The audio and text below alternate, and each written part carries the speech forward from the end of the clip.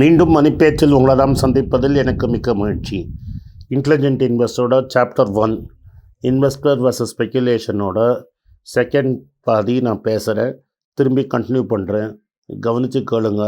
இந்த புக்கு தான் Bible of investment. இந்த புக்குனால தான் இன்றைக்கி பாரன் பஃபெட் இப்படி இருக்கார், சேத் கிளாரமன் இருக்கார். பல பெரிய இன்வெஸ்டர்ஸ் இந்த புக்கை ரெஃபர் பண்ணி தான் அவங்களோட இதுதான் பைபிள்.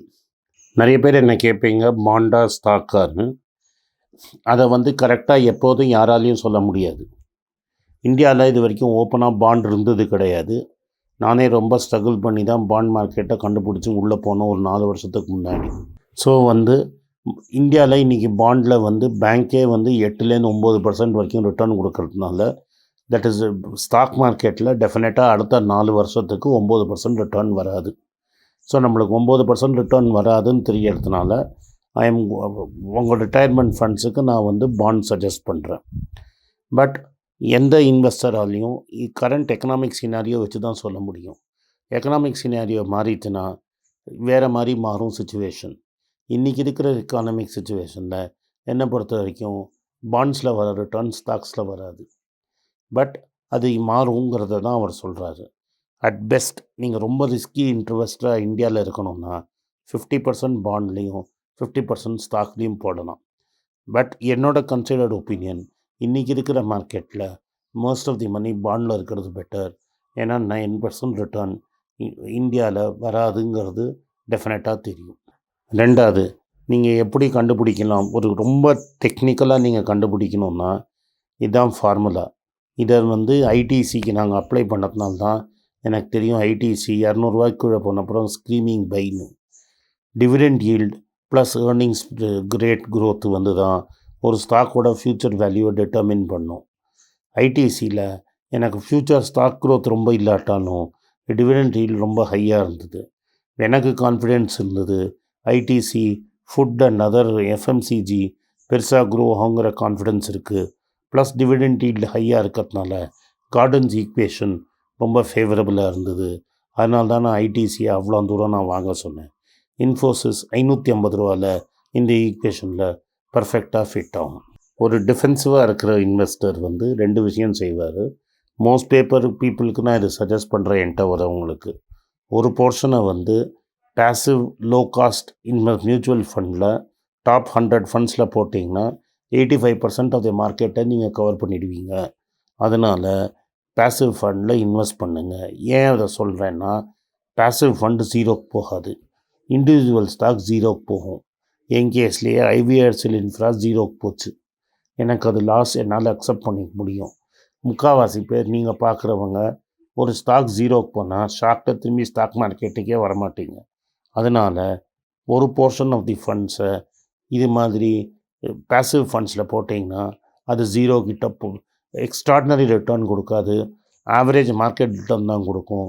ஆனால் டவுன் சைடு கம்ப்ளீட்லி ப்ரொடெக்டட்.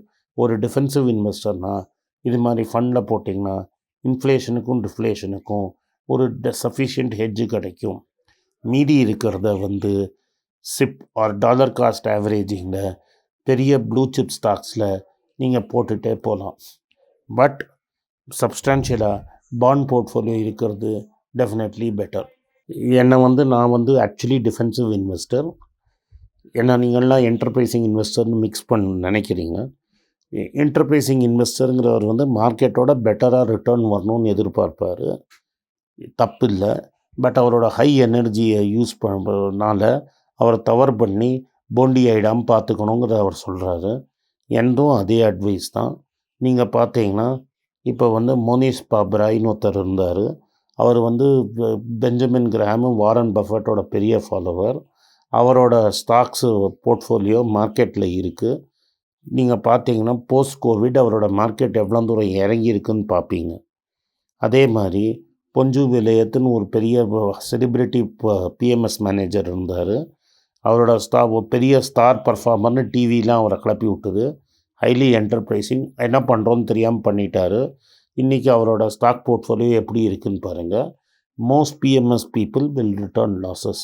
அதனால் the idea is to minimise losses in any investment ஆப்பர்ச்சுனிட்டிங்கிறத முதல்ல நம்ம தெரிஞ்சுக்கணும். அதை தான் அவர் சொல்கிறார். நான் எப்போதும் திரும்பி என்கிட்ட யார் கன்சல்ட்டிங் கூப்பிட்டாலும் ட்ரேடிங்னா நான் நிறுத்தி கரெக்ட் பண்ணி ட்ரேடிங் பண்ணாதீங்கன்னு சொல்லுவேன். நிறைய வாட்டி என்னை இன்னும் கமெண்ட்ஸில் கேட்குறீங்க ட்ரேடிங், டே ட்ரேடிங், ஸ்விங் ட்ரேடிங்னால் எப்படி பண்ணணும்னு. நான் கிரஹாமோட ஸ்டூடெண்ட், அதனால் எனக்கு டே ட்ரேடிங்கில் நம்பிக்கை கிடையாது. ஏன்னா இன்வெஸ்ட்மெண்ட்டை ப்ரொடெக்ட் பண்ணிக்கணுங்கிறது, கேபிட்டலை வந்து ப்ரொடெக்ட் பண்ணணுங்கிறது தான் நம்ம ஃபஸ்ட்டு பிரின்சிபல். அந்த ஃபஸ்ட்டு பிரின்சிபலே வந்து டே ட்ரேடிங்கில் சாட்டிஸ்ஃபை ஆகாதனால யாரெல்லாம் என்ன ஃபாலோ பண்ணுறீங்களோ தயவு செஞ்சு ட்ரேட் பண்ணாதீங்க. நிறைய பேர் என்ன பண்ணுவாங்கன்னா, என் ஃப்ரெண்ட்ஸும் நிறைய பேர் பண்ணுவாங்க, நாளைக்கு ரிசல்ட் டிக்ளேர் ஆகுதுன்னா அது 4 நாளைக்கு முன்னாடி ஸ்டாக் வாங்குவாங்க. ஏன்னா அது சூப்பராக ரிசல்ட் வரப்போகுதுன்னு அவங்களுக்கு ஒரு டிப்போ இல்லை ஒரு டவுட்டோ ஏதோ அது கிடச்சிருக்கும். டிப்புன்னு கிடச்சி பண்ணால் அது இன்சைடர் ட்ரேடிங். இந்தியாவில் ஜெயில் கிடையாது. அமெரிக்காவில் பண்ணிங்கன்னா டெஃபினட்டாக தூக்கி உள்ளே வச்சுருவாங்க. ராஜரத்னம், ரஜத் குப்தாலாம் ஜெயிலில் இருந்துட்டு வெளில வந்திருக்காங்க. இதை பண்ணாதீங்க, டிப்பில் ட்ரேட் பண்ணாதீங்க. ஆல்சோ ரிசல்ட்டில் ட்ரேட் பண்ணிங்கன்னா சம்டைம்ஸ் ப்ராஃபிட் ஆகும், சம்டைம்ஸ் லாஸ் ஆகும், மோர் தென் ஆஃபன் லாஸ் ஆகும். அதனால் டோன்ட் இன்டல்ஜ் இன் தட் அப்படிங்கிறது என்னோடய அட்வைஸ். லாங் டேர்ம் செலக்டிவிட்டி பற்றி அவர் பேசுகிறாரு. வால் ஸ்ட்ரீட், அதாவது இங்கே ஊரில் தலால் ஸ்ட்ரீட் ரிசர்ச் பண்ணி எல்லா மியூச்சுவல் ஃபண்டும் கன்சென்சஸில் இருக்கிற ஸ்டாக்ஸை வாங்கினா உங்களுக்கும் ஆவரேஜ் ரிட்டர்ன் தான் வரும், இல்லை பிலோ ஆவரேஜ் ரிட்டர்ன் தான் வரும். Always go for companies which the street does not like. இப்போ ரீசன்ட் பாஸ்டில் கொஞ்ச நாளைக்கு ரொம்ப நாள் ஒரு 6-7 வருஷத்துக்கு 8 வருஷத்துக்கு முன்னாடி ITC was preferred over Hindustan Unilever. ஆனால் இப்போது Hindustan Unilever is preferred over ITC. ITC tobacco கம்பெனிங்கிறதுனால எத்திக்கல் ரீசனுக்கு நிறைய பேர் வாங்க மாட்டாங்க. Hindustan Unilever is more crowded. So நீங்கள் பெட்டர் ரிசர்ச் கேப்பபிலிட்டி இருக்குதுன்னு நினச்சி அதை வாங்காதீங்க. Don't go against Wall Street or don't go with Wall Street. இங்கே இந்தியாவில் வந்து வால் ஸ்ட்ரீட் இல்லை, டலால் ஸ்ட்ரீட்டில் going into areas where they are not interested will give you better returns in the long term. So இப்போ நீங்கள் stock big பண்ணணுன்னா என்னோடய formula என்ன? ஒன்று, கம்பெனி இன்ஹெரண்ட்டாக சவுண்டாக இருக்கணும், பல வருஷம் ட்ராக் ரெக்கார்ட் ப்ராஃபிட்டபுளாக இருக்கணும், பெரிய ப்ராப்ளம் இருக்கக்கூடாது. ரெண்டாவது most important condition, mutual funds should not be interested in that company. So when Dalal street is not interested in a stock and company is sound, அதை வாங்கினீங்கன்னா ஒரு 10 வருஷம் இருந்தீங்கன்னா டெஃபினட்டாக ரிட்டர்ன் கிடைக்கும். South Indian bank, Karnataka bank, ITC, இதெல்லாம் நான் சொல்கிறதெல்லாம் இந்த கேட்டகிரியில் வரும். தலால் ஸ்ட்ரீட்டில் பல ஐடியாஸ் இருக்கும், பல ஸ்டாக்கை வந்து மியூச்சுவல் ஃபண்டு கன்சென்சஸில் அதை தூக்கி போட்டிருப்பாங்க. ஆனால் கம்பெனி இன்ஹெரண்ட்லி ப்ரில்லியன்ட் கம்பெனியாக இருக்கும். அது மாதிரி கம்பெனியில் நீங்கள் இன்ட்ரெஸ்ட் காட்டினீங்கன்னா டெஃபினட்டாக இட் வில் பி பெட்டர். இப்போ வந்து ஐடிசி அது மாதிரி ஒரு கம்பெனி, இன்ஃபோசிஸ் நாராயணமூர்த்தியும் விஷால் சிக்காவும் அடிச்சுட்டதுக்கப்புறம் அது மாதிரி கம்பெனியாக மாறிடுச்சு. Karnataka bank, federal bank, south Indian bank, இது மாதிரிலாம் அது மாதிரி companies. So Wipro is another case where the mutual fund group is not interested. இது மாதிரி நிறைய கம்பெனிஸ் இருக்குது. இது மாதிரி கம்பெனிஸில் நீங்கள் வந்து with an idea for good figures இருந்ததுன்னா வாங்கிட்டு ஃபார் எவர் வெயிட் பண்ணலாம். திரும்பி ப்ரொவிஸோ 10 கம்பெனி வாங்கினீங்கன்னா 6 கம்பெனி சக்ஸஸ்ஃபுல்லாக இருக்கும், 4 கம்பெனி ஃபெயில் ஆகும். எனக்கும் அதே ரூல் தான், வாரன் பஃபட்டுக்கும் அதே ரூல் தான். ஷார்ட் செல்லிங் ஏன் வேண்டான்னு சொல்கிறாருன்னா, ஷார்ட் செல்லிங் ஒரு ஸ்கில்லோட டெஸ்ட் மட்டும் கிடையாது, but depth of your pocket. நீங்கள் நிறைய பேர் என்ன கேட்பாங்க, நீ ஏன் நிஃப்டியை ஷார்ட் பண்ணலன்னு. நான் நிஃப்டியை ஷார்ட் பண்ணிவிட்டு அது வந்து 10,000 6,000 போகிறதுக்கு டைரக்ட் ரூட் இருக்கணும்னு அவசியம் கிடையாது. 10,000 6,000 போகிறதுக்கு 300 வாட்டி அது 13,000 டச் பண்ணிட்டு போகலாம். அப்போது 10 13 போகிறச்ச தாங்கிறதுக்கு என் பேக்கெட்டில் பணம் இருக்கணும். அப்படி இல்லைன்னா நான் மார்க்கெட்டில் நான் ஷார்ட் அடிக்கக்கூடாது. ஸோ இந்த லா ஆஃப் டிமினிஷிங் ரிட்டர்ன்ஸ்னு ஒன்று இருக்குது. அதாவது என்னென்னா, க்ரௌடு ஒரு ஸ்டாக் பின்னாடி போச்சுன்னா ரிட்டர்ன்ஸ் கம்மியாகும். இது ஹிந்துஸ்தான் யூனிலீவருக்கு பர்ஃபெக்ட் எக்ஸாம்பிள். ஆர் இது HDFC பேங்க்குக்கு ஜாஸ்தி இல்லை. As long as everybody is behind that stock, the returns you will get are less. So fund managers அந்த ஸ்டாக் பின்னாடி ரொம்ப சுற்றுவாங்க. இது வந்து என்னோடய ஃபேவரட் பிஸ்னஸ் குரூப் ராட்சைல்ட்ஸோட பாலிசி. வந்து வாங்கறச்ச $1 விலையை 50 காசுக்கு, $1 சொத்தை 50 காசுக்கு வாங்குங்க. விற்கறச்ச ரொம்ப அர்ஜென்ட்டாக இல்லைன்னா விற்கவே விற்காதீங்க.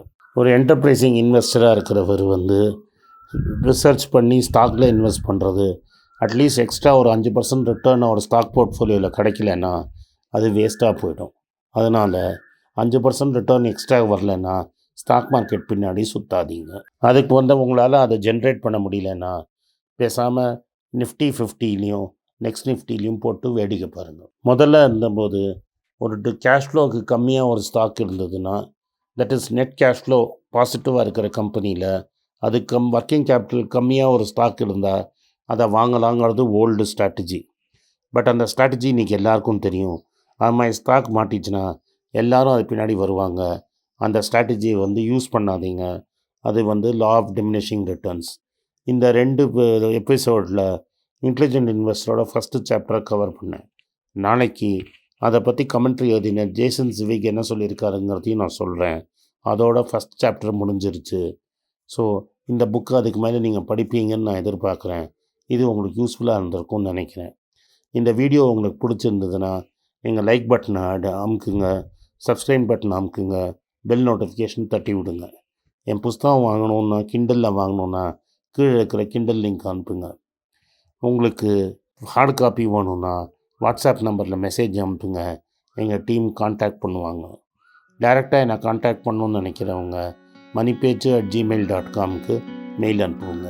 நன்றி, வணக்கம்.